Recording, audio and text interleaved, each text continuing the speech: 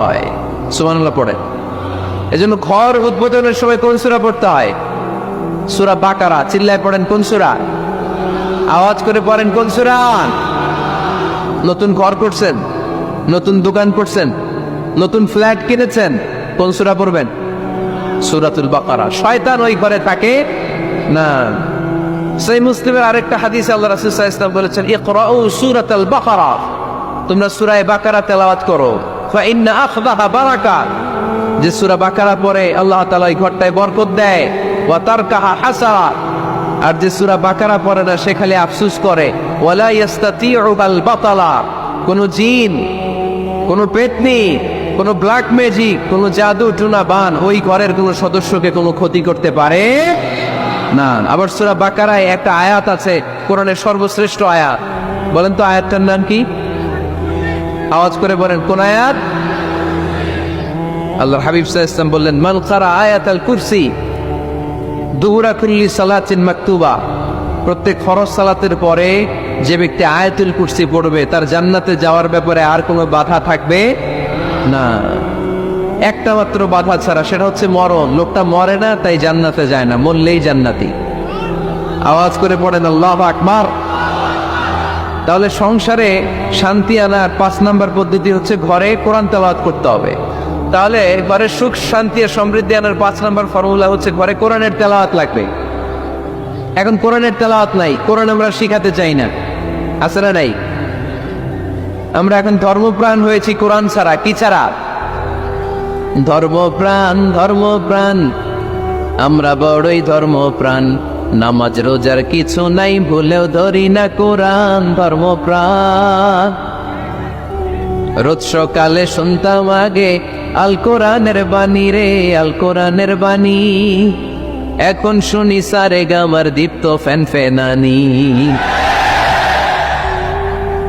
রোজ সকালে শুনতাম আগে আল কোরআনের বাণী রে, আল কোরআনের বাণী, এখন শুনি সারে গামার দীপ্ত ফ্যান ফেনানি।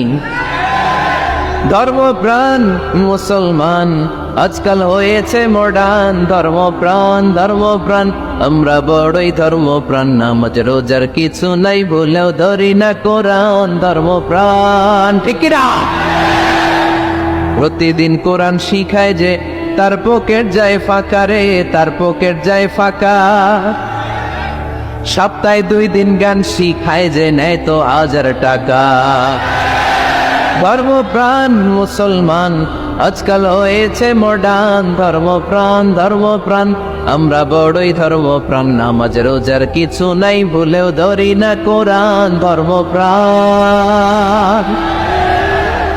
এরকম ধর্মপ্রাণ আমরা কেউ হতে চাই?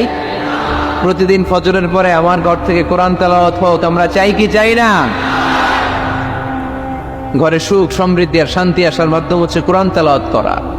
ঘরে কোরআন তেলাওয়াত বাড়ায় দেন, ঘরের শান্তি বাড়ায় দিবে কে? কয়টা গেল? হ্যাঁ, 5টা না? শুনতেছে তোমার সব? 6 নম্বর হচ্ছে মাঝে মাঝে বেড়াতে যাবেন, ভাবিরে নিয়ে বেড়াতে যাবেন। পারা যাবে?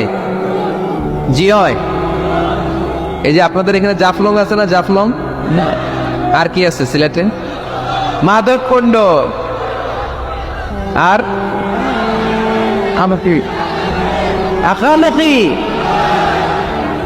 সবচেয়ে বড় হাওন বাংলাদেশে। আমি গিয়েছিলাম একবার। এই হাকালতিতে যে 2 জন হারায় যাবে, 2 জন 2 দিকে। পারা যাবে?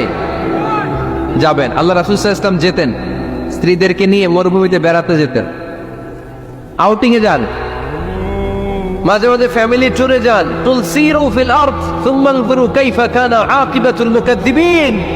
জমিনে ঘুরে বেড়াও আর দেখো মিথ্যাবাদীরা পৃথিবীতে কি করেছে আর তাদের সাথে আমি কি আচরণ করেছি, ঠিক কিনা? সুযোগ হলে মিশরে যান, ফেরাউনের লাশ দেখে আসেন। কারুনের বাড়িতে যান, ধ্বংসস্তূপ দেখে আসেন। পারলে জর্ডানে যান, মৃত সাগর দেখে আসেন।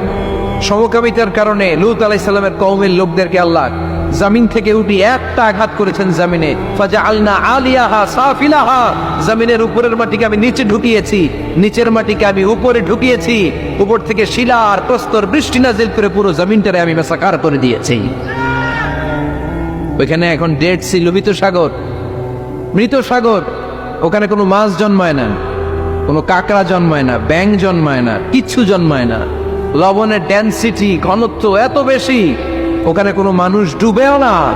গজবের জায়গা, সুযোগ হলে দেখে আসেন। টাকা পয়সা ভালো থাকলে সময় হলে প্রায়ই ফ্যামিলি মেম্বারদেরকে নিয়ে উমরায় যান। কই যাবেন? উমরায় যান। নবদম্পতি যারা, বা রিসেন্টলি তোমরা যারা বিয়ে করতে যাচ্ছ, you are going to be a new couple, পারলে তোমাদের হানিমুনটা উমরায় সেরে ফেলো। পারা যাবে না?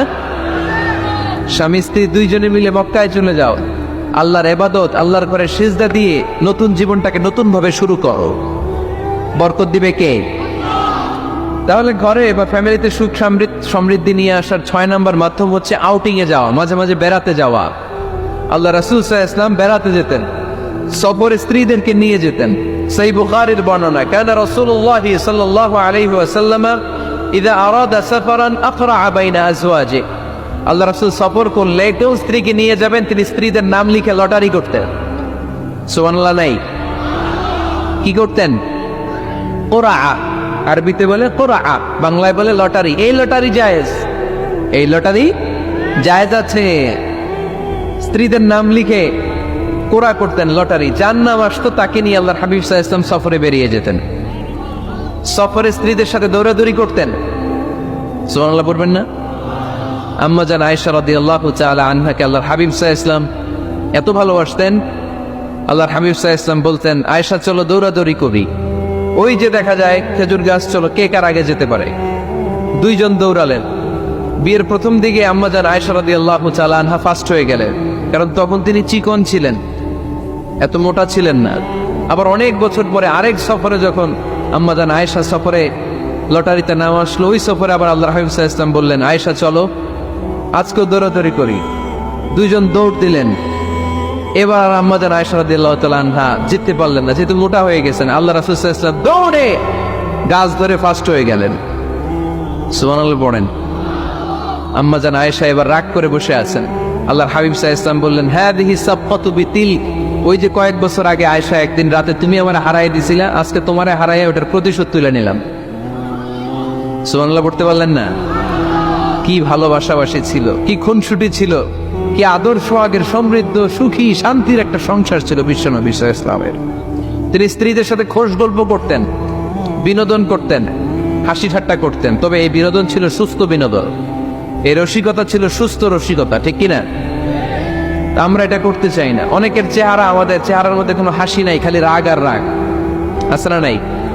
অনেকে দেখবেন 5 বছর একবারও হাসে নাই। সুজানগরে আলহামদুলিল্লাহ এরকম নাই। সুজানগরের এই যে সবাই হাসতেছে, সবার মুখে হাসি। হাসবেন, মুচকি হাসবেন, মুচকি হাসি দেওয়া সুন্নাত। আর মুচকি হাসতে পয়সা লাগে না। পয়সা লাগে? তা হাসেন না কেন? মুচকি হাসেন, হাসি দেওয়া সুন্নাত। তো তাহলে 6 নাম্বার যে পদ্ধতি আমরা পেলাম ঘরে সুখ শান্তি আনার, মাঝে মাঝে ফ্যামিলি মেম্বারদেরকে নিয়ে আমরা হাকালুকি হাওড়ে হারিয়ে যাব, আমরা মাধবকুণ্ড বেড়াতে যাব, আমরা জাফলং এ যাব, পারলে আমরা কক্সবাজার সমুদ্র সৈকতে যাব, যেমনটি আল্লাহর হাবিব সাল্লাল্লাহু আলাইহি ওয়াসাল্লাম স্ত্রীদেরকে নিয়ে বেড়াতে যেতেন। ইনশাআল্লাহ পড়েন। পারবেন তো? যাবেন তো সবাই? আচ্ছা, 7 নম্বর পদ্ধতি সংসারে সুখ শান্তি ফিরে আনার, ফ্যামিলির গুরুত্বপূর্ণ বিষয়ে সিদ্ধান্ত নিতে পরামর্শ করবেন। Family meeting. কি করবেন? কি মিটিং? ফ্যামিলি মিটিং করবেন, পরামর্শ। এই ক্ষেত্রে স্ত্রী, সন্তান, ভাই, বোন, আব্বা আম্মা সবার পরামর্শ নেবেন। অনেকে আছে কারো কথা শোনে না, মনে যা চায় তাই করে, আছে না নাই? পরে আফসোস করে, পরে হাই হাই করে। কারণ যারা পরামর্শ করে এরা কোনোদিন হাই হাই করা লাগে না। চিল্লায় বলেন ঠিক কিনা? এজন্য আল্লাহ বললেন, ওয়াশাবিরহুম ফিল আমরি ফাইযা আযামতা ফাতাওয়াক্কাল আলাল্লাহ। গুরুত্বপূর্ণ বিষয়ে সিদ্ধান্ত নেবার আগে তোমরা পরামর্শ করে নাও। যখন তোমরা পরামর্শ করে সঠিক সিদ্ধান্তে উপনীত হয়ে যাবে, তখন তাওয়াক্কুল করবা একজনের উপর, তিনি কে?